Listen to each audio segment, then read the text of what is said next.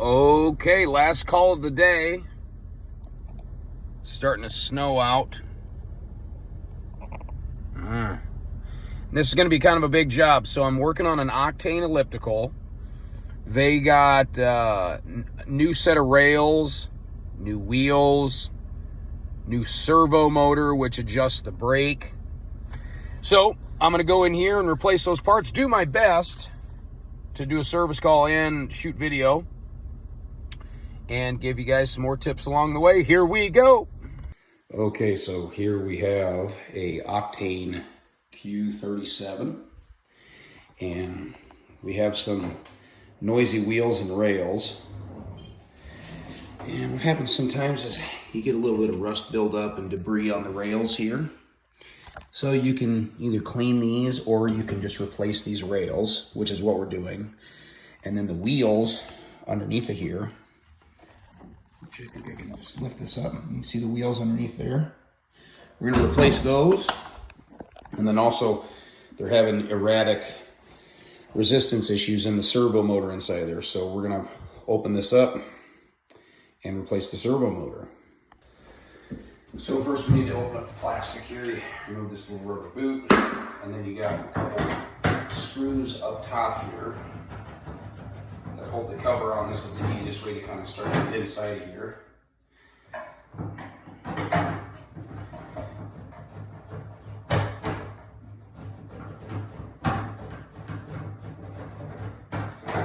And then once the two screws are on top, oh, and on the side.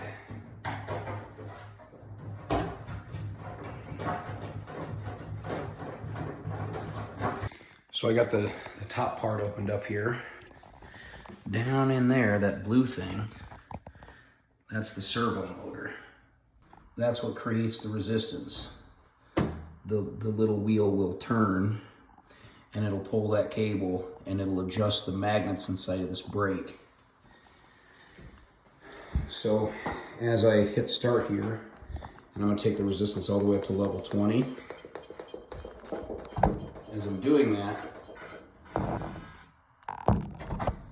that servo motor should be moving, and it's not.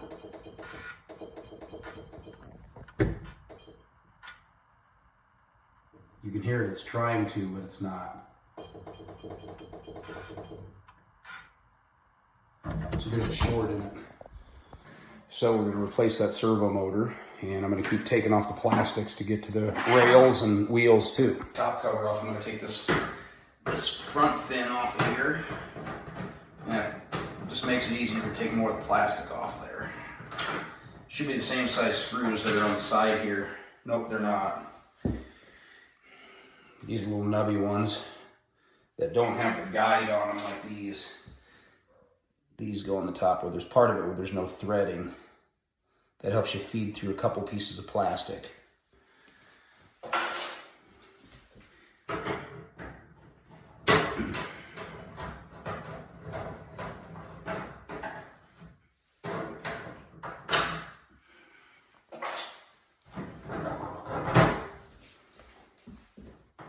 Couple side screws here. Same story, these flat little nubby ones.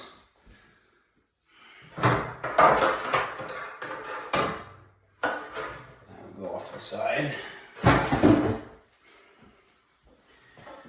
And then to take this side cover off here, you got a screw here, a screw here, and then up front you got two screws that basically hug the shroud together. Pull that off.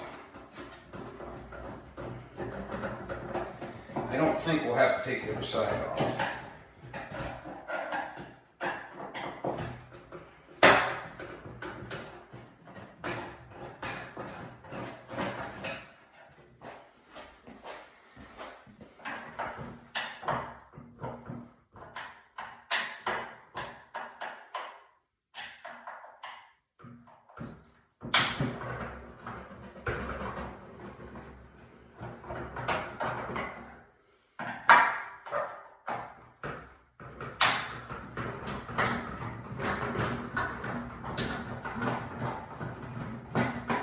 Now I've got this sponge out.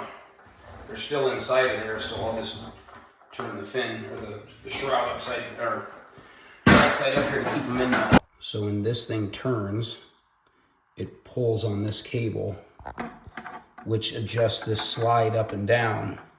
There's a magnet here and a magnet inside of here. So as it pulls it down, the magnets go farther away from the metal flywheel, making it easier to spin. As this goes up, the magnets are closer to the flywheel, which makes it harder to spin. So right now, even though it looks like it's at the full resistance, this is actually level 1.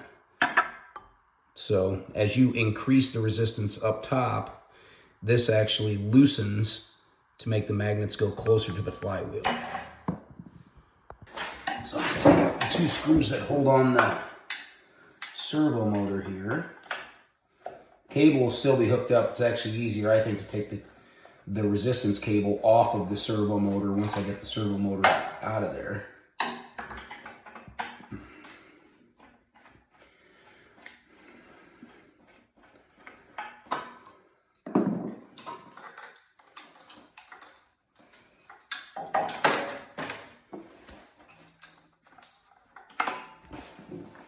He's just flopping around in there, so now I'm going to take the cable and I can kind of pull this, take it off of there.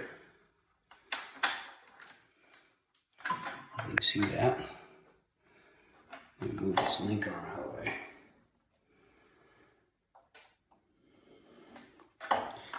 So I've removed the cable off of the little flywheel here. So he's just kind of going to hang out there for a minute. If you notice, now the slide has gone all the way up. So turning the flywheel has much more resistance at this point.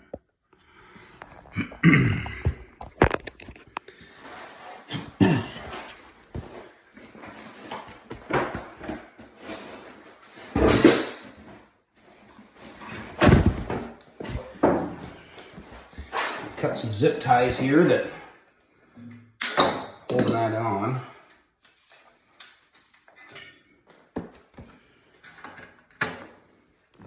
Just for good measure, I'm unplugging the machine.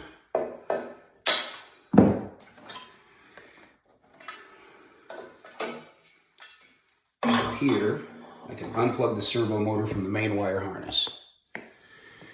Now I'm going to install a new one that we got from our friends over at the fitness graveyard.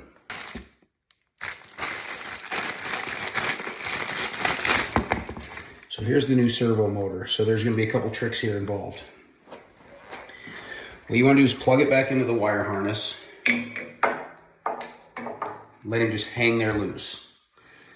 Now when we power this on, this unit, the machine is going to automatically default to level 1, which means level 1, it's going to pull the cable tight and slide the slide down, which is going to give us the most, easiest resistance here, but the cable itself is going to be tightest because it's pulling it the tightest it can go.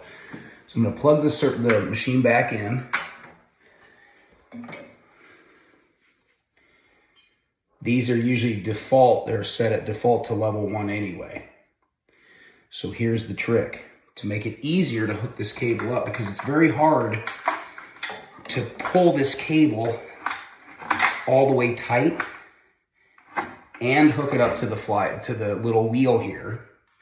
What we're gonna do is put the machine to level 20 and then unplug it before it goes into pause mode and resets itself.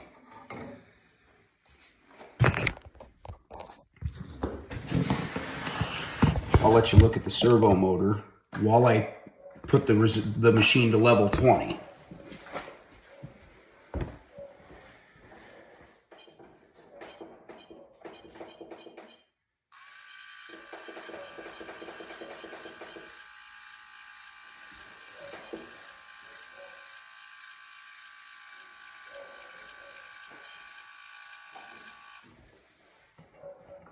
Then we unplug it. Now, the machine thinks it's at level 20 right now, and it's turned off. So when we turn it back on, it's going to default back to level 1. But as this turned on and went to level 20, this wheel turned counterclockwise. So we know when we turn it back on, it's going to turn clockwise again. So as we go to hook this back up, try to get both these things in the shot here. The slide and the servo motor. So if we know that this is going to sit in here like this, and it should be at the loosest, or it should be at the highest point up here, well, that means if I put him on there and spin him around, now that I pull him, I got some nice loose resistance there, because I know this is going to spin the other way, pulling the cable when we reset it. It's way easier to hook it up at level 20 than trying to pull the cable tight and hooking it up. So we hold him in place.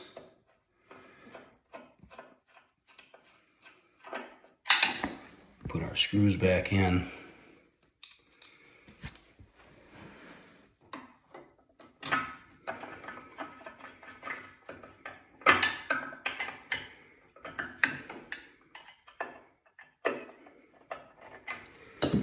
Now, when we power him up, the wheel's gonna turn. It's gonna pull the slide back down to home. Let's see. I'm just plugging the machine back in at the bottom here.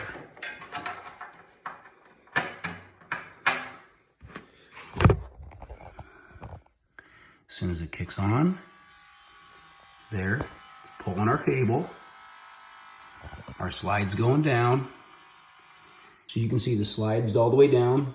We're pretty close to it. And that's nice and snug. Now I'm going to go ahead and zip tie the wires back out of the way. You got to make sure you put these zip ties back on here, because if that loose wire is in here, it's going to hit that link arm every time it goes around, and you're going to rip a wire out.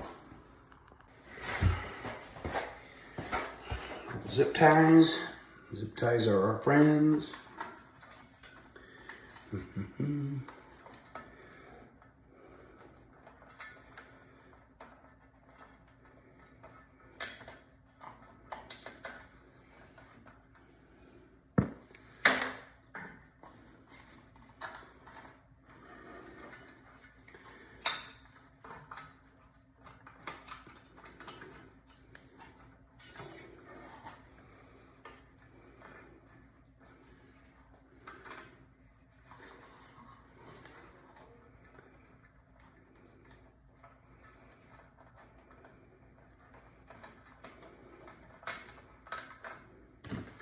And we'll cut the little pigtails off.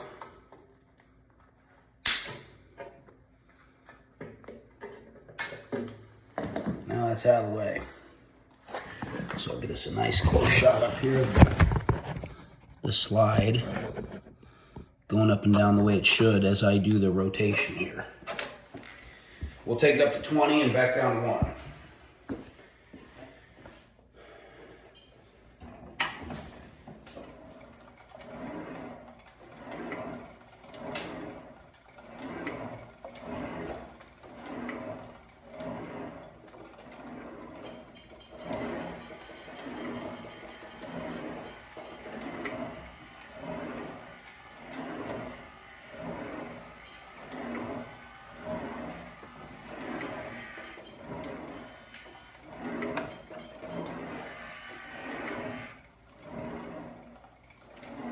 So we're at level 20, and now back down to level 1.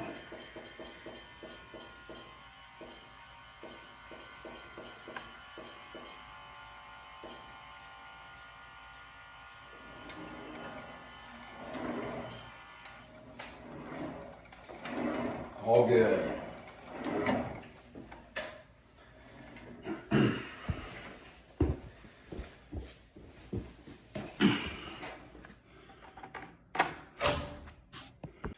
So we're just going to remove the whole leg, and it's only held on by this bolt and nut right here. So we take this off, I can remove the whole leg. That's going to free up all this room back here to replace the rails. So move that, we can get the whole rail off.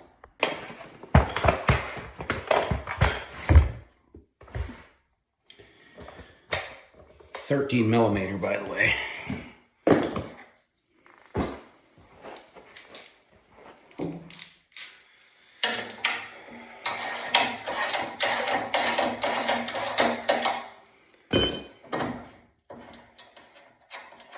You also have some spring washers and some regular flat washers in here. Hold on to the leg when you take the bolt out, because otherwise this is going to fly up. The back end of the leg is a lot heavier. I like to just put these right back in here. That way, in case a spring washer or anything pops out of there, it's all contained right here on the link arm.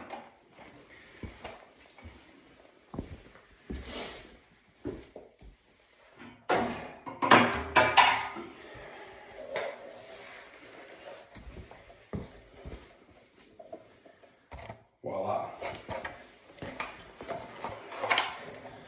So, I'm going to replace these wheels. But you got to take the end caps off first. Those are just a couple Phillips head screws, and then you can easily get to the wheel hardware here. So now that the legs are out of the way, we can get to work on replacing the rails with new rails.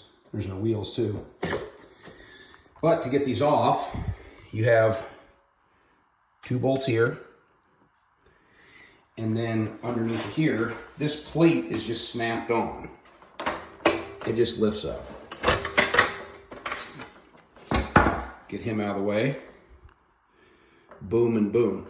Which, by the way, if you ever have one of these that has this rear fin and you get a clicking sound with every rotation, check to make sure this is snapped all the way down. What sometimes happens is this side will be snapped down and this side not. And it's just high enough where when the leg comes back, it goes click, click, click, and you think something's wrong on the inside. So just make sure it's pushed all the way down. These can get kicked and pop up, or a vacuum can hit it or something like that. Check this rear fin before you go tearing into your machine. 6mm Allen wrench ought to do the trick to get these rails off.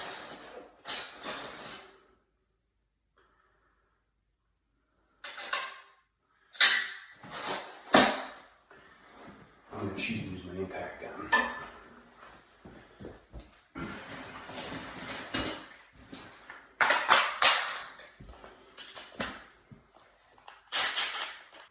When you go to take these out, after you take the back ones out over here, I've already removed these two. When you go to take these front ones out, these are just going to keep spinning. There's a nut on the back side here that you got to get to with a wrench or a socket.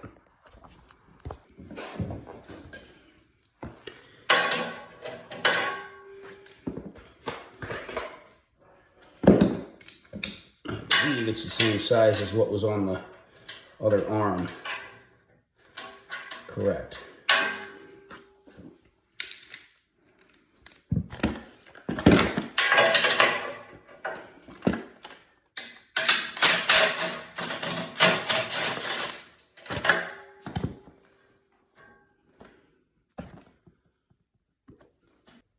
So now I'm just going to take off the other rail and replace them the same way I took them off, and then we'll get to the wheels. Look at that. That's very good. Nice and shiny. Get rid of that one.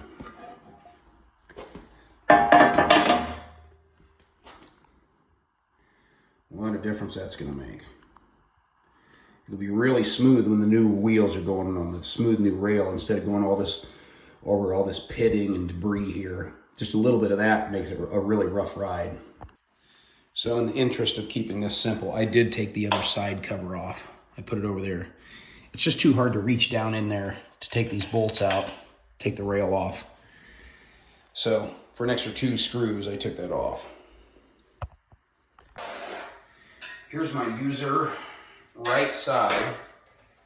You can tell these brackets are turned different.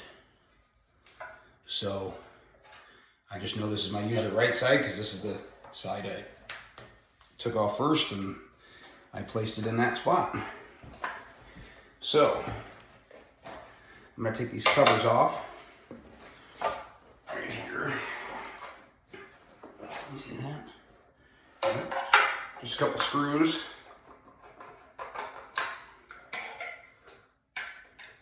And these wheel covers come off.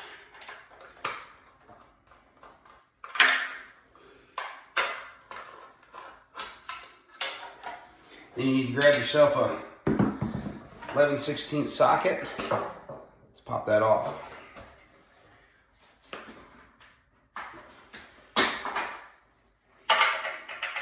Beautiful.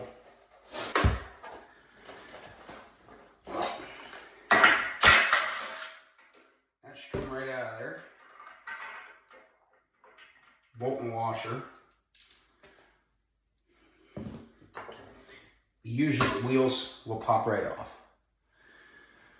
These are like rollerblade wheels, essentially. New one goes on.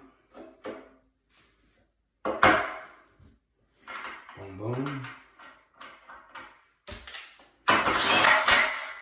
Sometimes these don't show a lot of wear, so be careful not to mix them back up with your new ones. But I mean, I can tell there's some little bit of pitting starting on these, and just a little bit of, you know, there's some debris on there.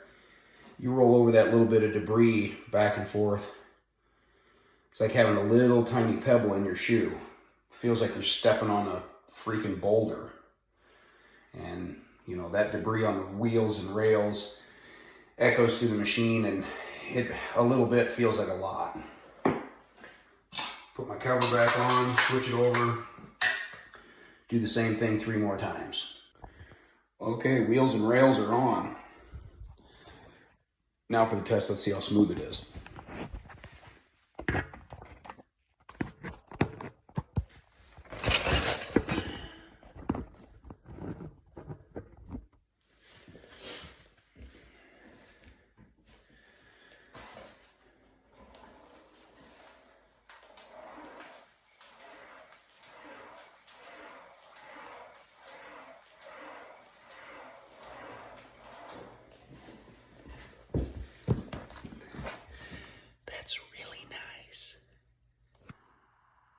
Now it's just a matter of putting all the plastic back on the same way we took it off.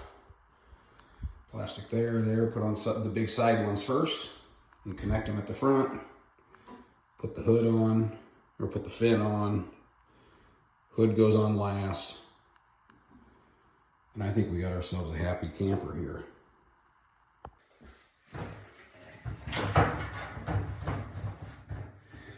Well, there you have it. Wheels, rails, servo motor on an Octane Q37. Hope this helped. If you need parts, visit thefitnessgraveyard.com. And remember, don't just be super.